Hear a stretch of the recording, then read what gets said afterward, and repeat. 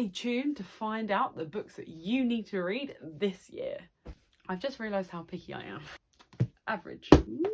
Probably my favourite romance book of all time. These are my 2023 5-star reads. Hi guys! I love reading. It's one of my favourite hobbies, favourite pastimes. It just makes me feel so calm. Unless you're reading something intense, just read, immerse yourselves in something new. I just love it. I love it. I love it. I cannot recommend it enough. So I thought I would rate and review my books that I read in 2023 for you today. Now we have got some 5-star reads, so stay tuned for those at the end. So we've got quite a range today, going from 1 star up until 5 stars. Tips for my readers. I like to use Goodreads. I know it's not a new thing. I'm sure you all know about it. I'll show you the app up here. It's a great way to track everything you've read. You can also see what your friends have read as well, which is really cool. And you can put things on your want to read list. However you want to organize it, you go for it. My main genres that I read are fiction. I did read one non-fiction book this year, and I do want to get into it more. I just think I don't find it the same sort of experience, and it has to be something I'm really interested in. I feel like fiction is a bit more, I could be into a lot of different subjects. I maybe like to read a little bit of spice, just a little bit. 1, 2, 3, eyes open, wide awake, and you're back in the room. So I predominantly read a mixture of fantasy, romance, rom-com, a little bit of spice, a little bit of everything. I'm not very fussy. I also like historical romance as well. You'll probably see a few reoccurring genres going on. I'm getting more into thrillers now. I was always a little bit of a scaredy cat, but we're getting there slowly and but surely. I just made up my own statement there. Slowly and surely. So I'm gonna sneeze. Woo! Just because I don't like a book doesn't mean you can't like that book. It doesn't mean that you shouldn't read the book. It just means it wasn't for me. So I just want to make that clear. I've rambled on for long enough. So let's get into it. Let's see what I read this year. Starting off at 1 star is this book here. Don't hate me, don't hate me. For me, Icebreaker, it just wasn't my vibe. I read it quite late into the year. Read a lot of books that had done a similar thing but a bit better, and it was just a bit cringy for me, but that doesn't mean that you can't like it. So unfortunately that one only got a 1 star from me this year. Moving on to 2 stars. I feel very glad that I only had one book to give 1 star this year. So the only book I gave 2 stars this year is the first Bridgerton book, The Duke and I.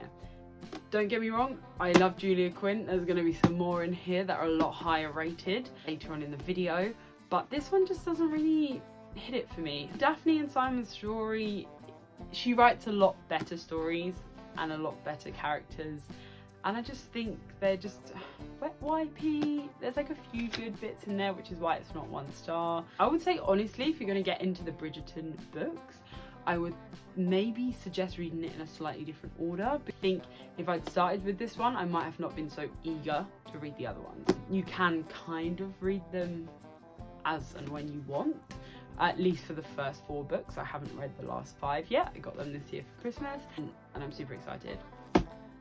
So now on to 3 stars. So we've got quite a big pile. These are all sort of just middle of the road. I really enjoyed them, but they're nothing groundbreaking in my opinion. We also have another one which is here, and another one which is here.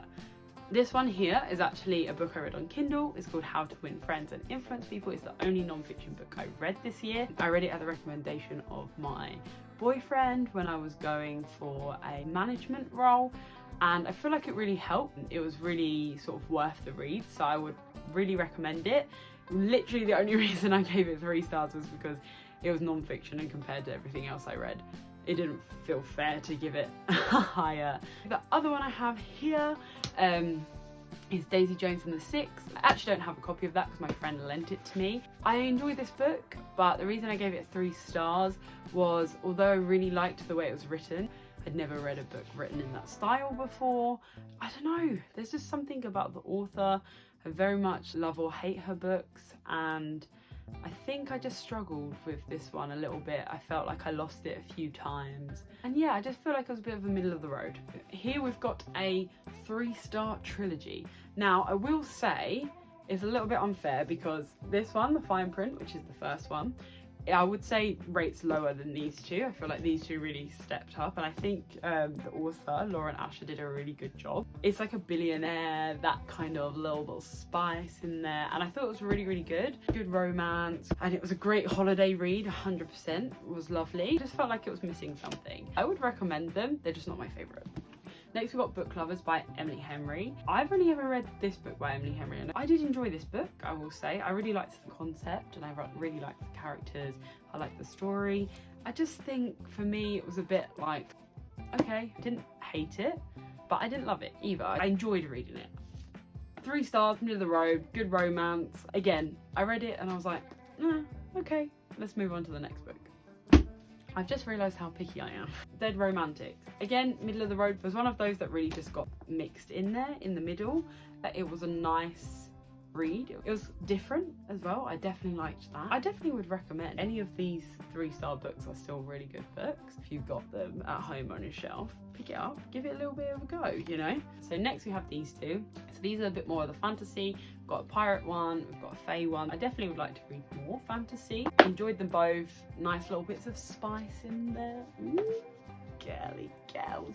If you want to get a little introduction of fantasy, here are some recommendations.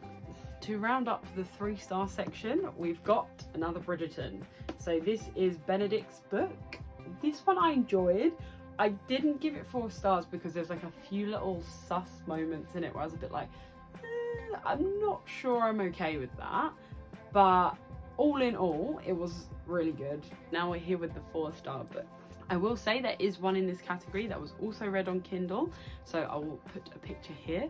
It's called The 6 Deaths of a Saint, and it's a short story, a short book, and honestly, it was fantastic. I will say I did love this book. I felt it was a little bit overhyped, don't hate me, but I did enjoy it nonetheless, and I think it deserves a 4-star because although the author isn't my favourite, the whole concept of the book, the twist in the book, everything was really clever and I enjoyed little intricacies, so it had to be a 4-star. Then I read this trilogy, so I gave all of the books in this trilogy a 4-star. I will say I probably enjoyed the last one the most because I feel like that's where the most exciting part of the plot happened. Introduction to that more fantasy genre. I feel like I wish I'd discovered it a little bit earlier, but would definitely recommend. This is another holiday read. It was a sort of thriller, but it was really clever because the whole time you didn't know who was going to die, you didn't know who committed the murder.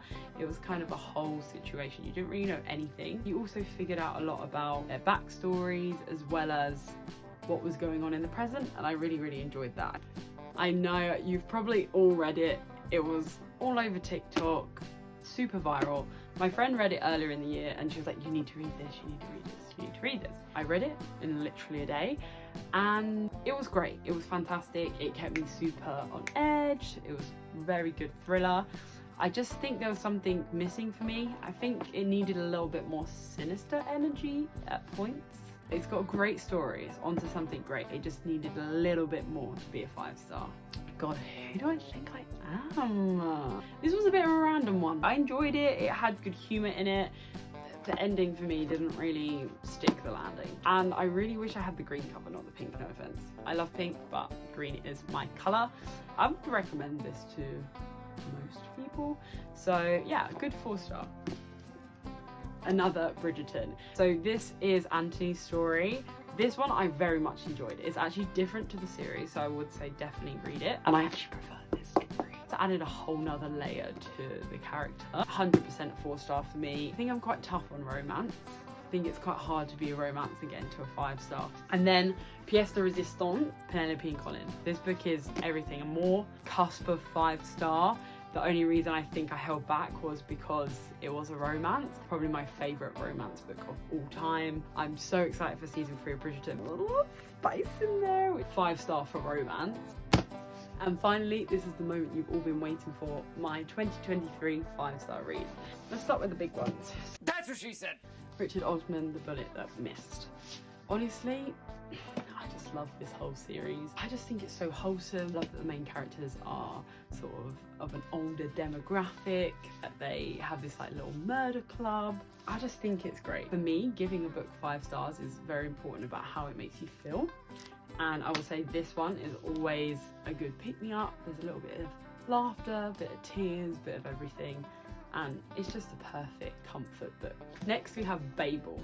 Now this book, I will be honest, when I started reading, I was very intimidated by how big it was.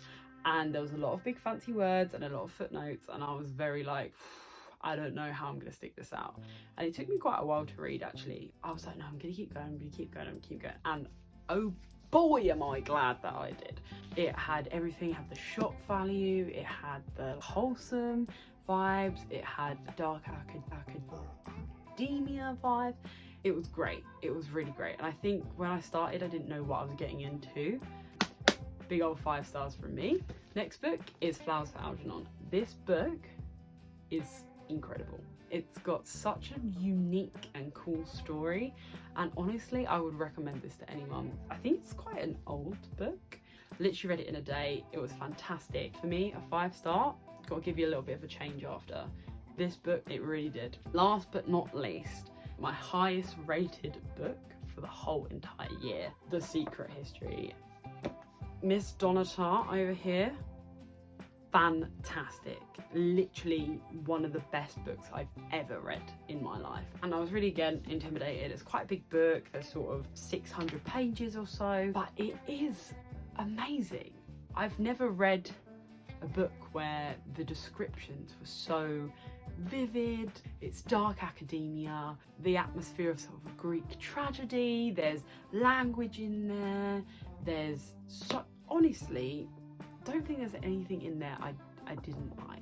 So if you're going to take something from this video, it's read this book. I feel like I just need to... Well, that wraps up my what I've read in 2023 video. Hope you enjoyed. Let me know if you want some more reading content videos in the future. Thank you for watching. I hope you enjoyed it. Don't forget to give it a big thumbs up. Give me a little subscribe. Why not? Go on, treat yourself. I will see you in the next one. Bye.